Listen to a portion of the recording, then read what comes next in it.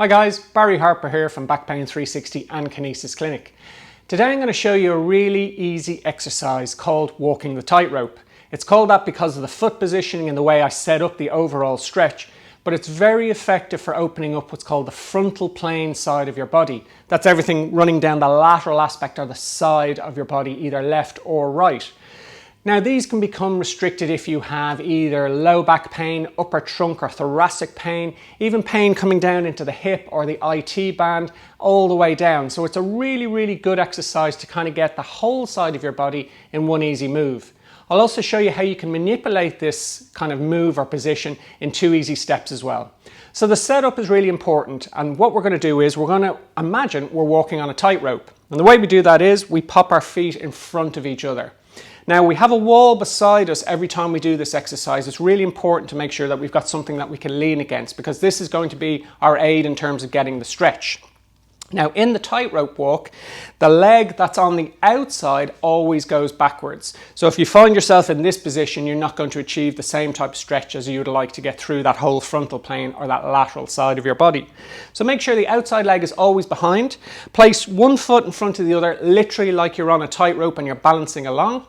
Have your hand onto the wall. Now I like to put my hand upside down because this will give me a nice little bit of support and I can lean into that side a little bit.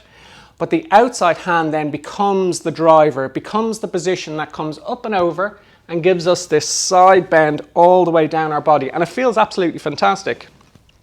Now in this position, this is just the setup, but to get the overall stretch, what I'd like to do is try and rotate my body into this transverse plane.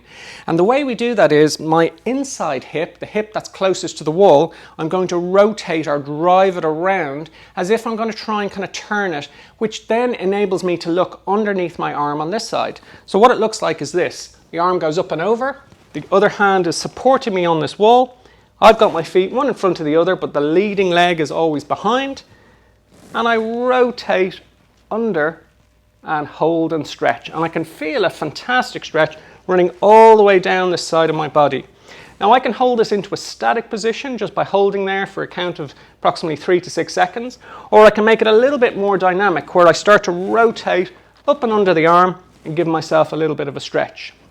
Now it feels really good, but I can manipulate it in terms of trying to get a greater stretch into one area or trying to increase maybe a little bit more mobility to another area.